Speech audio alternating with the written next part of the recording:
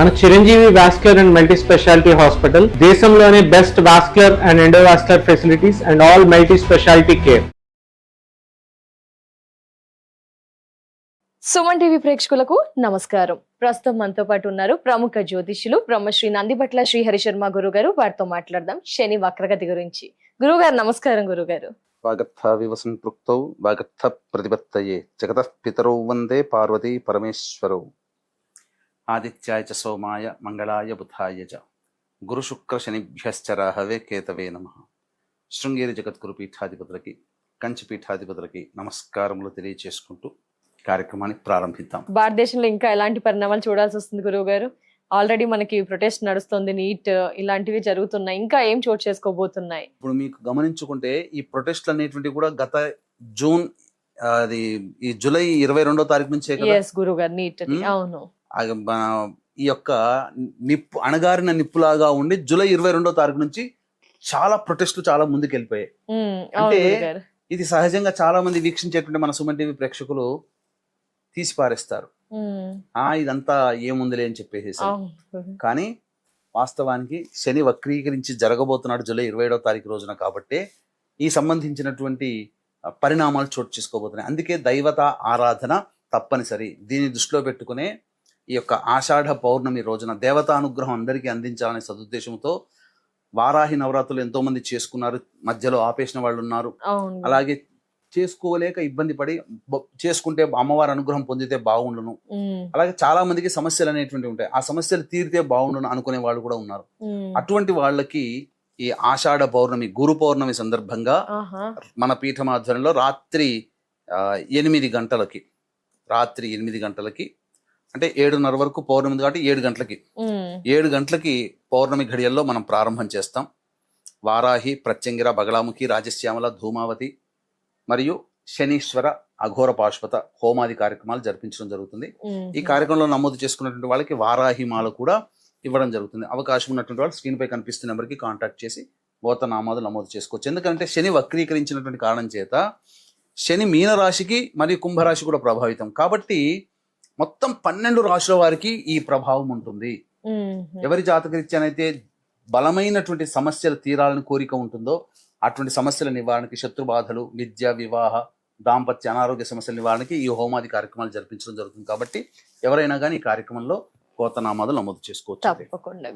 ఇక గమనించుకున్నట్లయితే మన భారతదేశంలో జరిగేటువంటిది ఇప్పుడు ఈ యొక్క విద్యార్థులు ప్రొటెస్ట్ చేశారు. కానీ ఇది శని వక్రీకరించినటువంటి కారణం చేత జరుగుతున్నటువంటిది. అవునా, ముందే స్టార్ట్ అయిపోయిందా గురుగారు? ప్రభావం ముందే ఉంటుందా మనకి? కదమ్మా, ఇంట్లో కాఫీ చేసినా బిర్యానీ చేసినా ప్రిపరేషన్ లోనే స్మెల్ అవుట్ అవుతుంది. కానీ అన్ని తయారు చేసిన తర్వాత వీళ్ళింట్లో ఇవి ఉన్నాయని తెలియదు కదా వండారని. అలాగే ఇది రావడానికి ముందే ఒక 2 వారాల ముందర మన భారతదేశం కూడా చవి చూసింది. ఎందుకంటే మన భారతదేశానికి స్వాతంత్రం వచ్చిన లగ్నానికి అత్యంత రాజయోగప్రదుడు శని, బాధకుడు కూడా శనే. కానీ అట్టి శని వక్రీకరించి మీనరాశిలో వక్రీకరించినటువంటి కారణం చేత గతంలో ఏంటనంటే భారతదేశం గవర్నమెంట్ ఎలా ఉంటుందనంటే భవిష్యత్తు కార్యాచరణ ఇంతకుముందు చెప్పుకున్న న్యాయ వ్యవస్థకి కారకుడు కాబట్టి న్యాయ వ్యవస్థ సమూలముగా మార్చబడుతుంది. కొత్త చట్టాలు తీసుకుని వస్తాయి. ముఖ్యంగా శని నిష్పక్షపాతానికి కారకుడు కాబట్టి అడ్డదారుల గుండా సంపాదించేటువంటి వ్యక్తులందరూ కూడా బయటపడతారు. ఇప్పుడు అనేక మంది రహస్యంగా దాగిన వాళ్ళ చరిత్రలన్నీ ఇప్పుడు బయటపడతాయి. అలాగే ఇప్పుడు కొత్త చట్టాలు కూడా రాబోతుంది. దీని కారణంగానే ఇప్పుడు మరి గ్రహాల యొక్క సంచారం జరుగుతున్నప్పుడు ఇప్పుడు ఎందుకు రావాలి? ఇప్పుడు అమిత్ షా గారు ఇప్పుడు కొత్తగా FCRA బిల్ అనేది తీసుకొస్తున్నారు. ఇక మొత్తం ఢిల్లీ కేంద్రంగా ప్రతి NGOలకి వచ్చే డబ్బు అక్కడి నుంచే రావాలి, ఒకే బ్యాంకు నుంచి పెడుతున్నారు. మరి ఇంతకుముందు ఎప్పుడో పెట్టొచ్చు కదా, ఇప్పుడు ఎందుకు అంటే రావలసిన సమయం గ్రహాలు నిర్ణయిస్తాయి. ఎప్పుడు ఏది జరగాలో ప్రపంచ వ్యాప్తంతో భారతదేశంలో కూడా గ్రహాలు నిర్ణయిస్తాయి. మన జాతకంలో ఏది జరగాలో కూడా గ్రహాలు నిర్ణయిస్తాయి. కాబట్టి ఇప్పుడు బిల్లు తీసుకొస్తున్నాడు అమిత్ షా, శని వక్రీకరించినాడు కాబట్టి పునరాలోచన, గతంలో జరిగినటువంటి వాటికి మళ్ళీ తప్పులు జరగకుండా పునరాలోచన. ఇప్పుడు జరిగింది ఈ ప్రొటెస్ట్ కదా, భవిష్యత్తులో ఇంకొకసారి ఎక్కడ కూడా భారతదేశంలో మళ్ళీ ప్రొటెస్ట్ జరగడానికి అవకాశం లేకుండా చట్టాలు వస్తాయి, పునఃసమీక్ష చేసుకుంటారు. ఈ యొక్క సంబంధించినటువంటి ఈ యొక్క విద్యార్థులందరూ కూడా చేసే డీప్ స్టేట్ అవన్నీ ఉన్నాయి కదా, అవును గురు. వీటన్నిటికీ శని కారకుడు అక్కడ.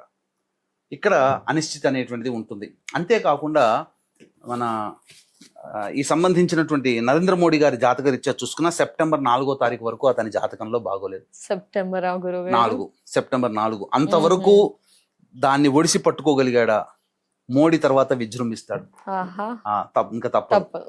అంటే తర్వాత గట్టిగా మంచి రిజల్ట్స్ అనేటువంటి మోడీ చాలా దుందుడుకు జరిగా సెప్టెంబర్ 4 వరకు అతనికి బాగోలేదు. అంటే ఓపిక పట్టాలా, ఏం చేయాలంటారు? ఓపిక పట్టాల్సింది అంతవరకు అన్నిటికీ అది జరుగుతుంది. నిన్న నైట్ అందరికి మెసేజ్ చెప్పారు కదా, ఇలా అని నీట్ గురించి ఇలా జరిగింది, ఇక మీద జరగకుండా చూసుకుంటాం అలాంటివి. సెప్టెంబర్ 4 వరకు అతనికి మీద అభాండాలు అనేటువంటివి, అతన్ని క్యారెక్టర్ అసాసినేషన్ చేయడం కానీ. అవును గురుగారు, ఇన్ని రోజులు పాజిటివ్ గా అనిపించింది మోదీజీ గారి మీద, ఇప్పుడు నెగిటివ్ వచ్చేది అంతా గ్రహ ఇంపాక్ట్.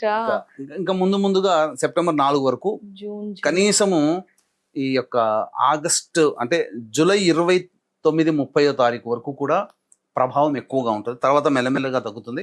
సెప్టెంబర్ 4 తర్వాత మోడీ జాతకరీత్యా అతనికి బాగోలేదు కాబట్టి కామ్గా ఉండడం, భరించడం, తర్వాత చేయాల్సిన కార్యక్రమాలు భవిష్యత్తులో వీటన్నిటికీ కూడా చేయిస్తాడు. ఓకే గురుగారు, ప్రపంచ వ్యాప్తంగా భారతదేశ పరంగా ఇలాంటి పరిణామాలు అయితే చోటు చేసుకుంటాయి. మరి ద్వాదశ రాశుల పైన ఎలాంటి ప్రభావం ఉండబోతుంది గురుగారు? ఎందుకంటే ప్రపంచ వ్యాప్తంగా వినడానికి కూడా ఇలా అనిపించింది, దేశవ్యాప్తంగా ఎలా చెప్పారు, మరి ఇండివిజువల్ గా కూడా చాలా మంది తెలుసుకోవాలి అనుకుంటారు. తులా రాశి లేదా తులా లగ్నంలో జన్మించినటువంటి వారికి ఈ శని వక్రగతి ప్రభావం ఎలా ఉండబోతుంది గురుగారు? జూలై 27వ తారీఖు నుంచి డిసెంబర్ 11వ తారీఖు వరకు శని మీనరాశిలో వక్రీకరించినట్టు కారణం చేత ఈ తులారాశిలో జన్మించినటువంటి వారికి ఈ యొక్క మీనరాశి ప్రభావం, కుంభరాశి ప్రభావం అనేటువంటిది యాక్టివేట్ అవుతుంది. అంటే ముఖ్యంగా గమనించుకున్నట్లయితే శని వక్రీకరించడానికంటే ముందు చాలా అనుకూలమైనటువంటి పరిస్థితిగా తులారాశి వారికి అందరము చెప్పుకుంటూ వచ్చాం. అంటే ఈ తులారాశిలో జన్మించినటువంటి వాళ్ళకి మీనరాశి ప్రభావం కదా, ఏం జరగబోతుంది అని మనం గమనించుకున్నట్లయితే ఎన్నో స్థానం గురుగారు? 6వ స్థానం కాబట్టి శక్తికి మించి పని చేస్తారు. ఇప్పటి వరకు కూడా జూలై 26వ తారీఖు వరకు కూడా ఆ శక్తికి మించి పనిచేసిన ప్రభావాలు కావచ్చు. అలాగే ఇతరులతో బాగా మాట పెరిగి శత్రుత్వ భావాలు పెరిగాయి కదా, అటువంటి వాళ్ళు. అలాగే రోగ సమస్యలతో బాధపడుతున్నటువంటి వాళ్ళు, ఎవరికి పడితే వాళ్ళకి డబ్బులు అప్పు ఇచ్చి కానీ, లేదా చేస్తున్నటువంటి పనికి అప్పు తీసుకోవాల్సిన సందర్భంలో ఉన్నప్పుడు ఒక చిన్న పాస్ బటన్ నొక్కుతున్నాడు ఇప్పుడు శని. అంటే ఎవరితోనైతే నువ్వు శత్రుత్వ భావాలు పెట్టుకున్నావో ఒకసారి పునఃసమీక్ష చేసుకో. నీ స్నేహ హస్తాన్ని అందించి ప్రేమతో మళ్ళీ వాళ్ళతో స్నేహంగా మెలుగు, ఏమన్నా అవకాశాలు ఉన్నాయా చూడు అని చెప్పడానికి శని అవకాశం ఇస్తున్నాడు.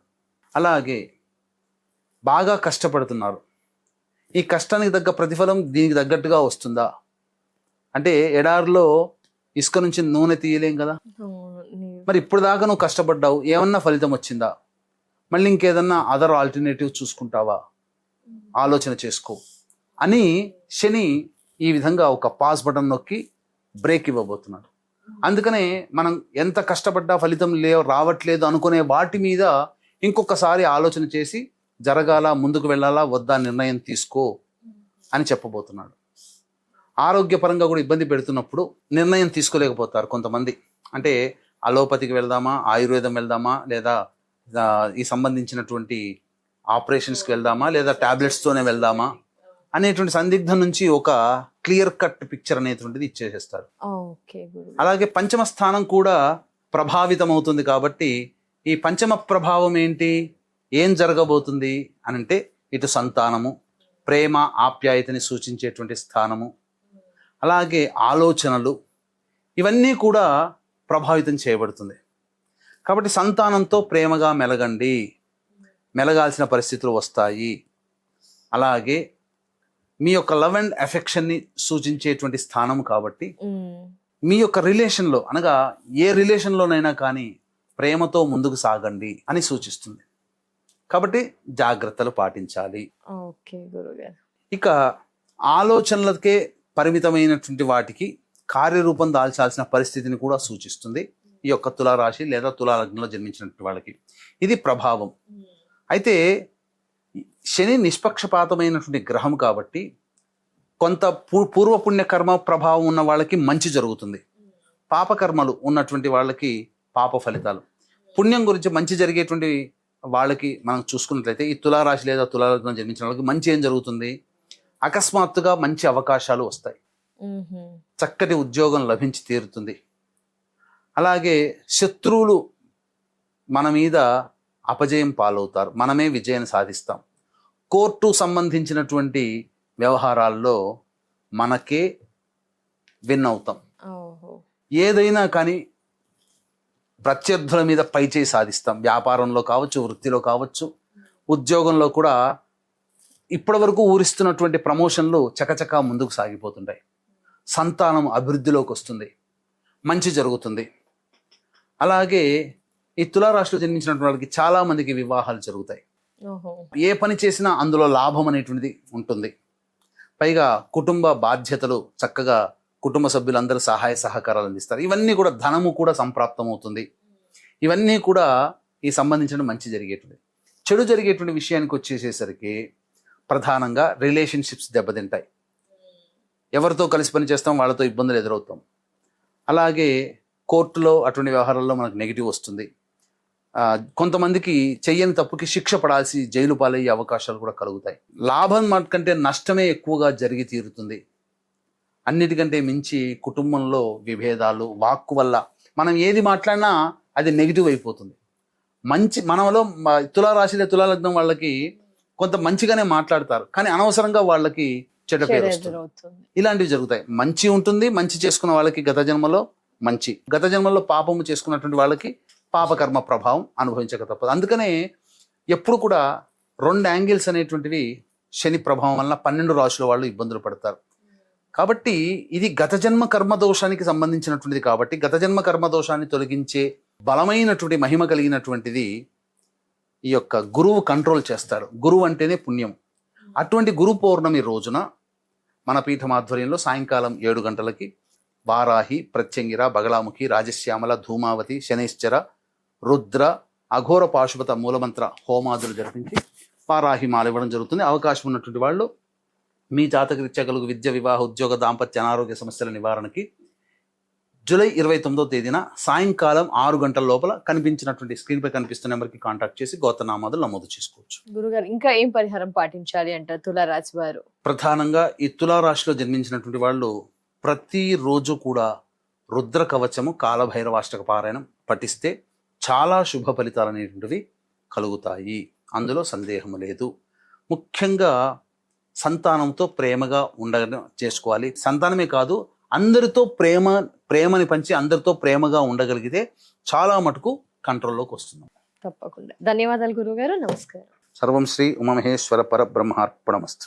సో వ్యూయర్స్, చూసారు కదా, గురువు గారి ఆధ్వర్యంలో గురు పౌర్ణమి రోజు నిర్వహించబోయే క్రతువులో మీ గోత్రనామాదుల్ని నమోదు చేసుకోవాలనుకుంటే స్క్రీన్ పై నెంబర్ కనిపిస్తుంది, మిగతా డీటెయిల్స్ ని తెలుసుకోవచ్చు. నమస్కారం.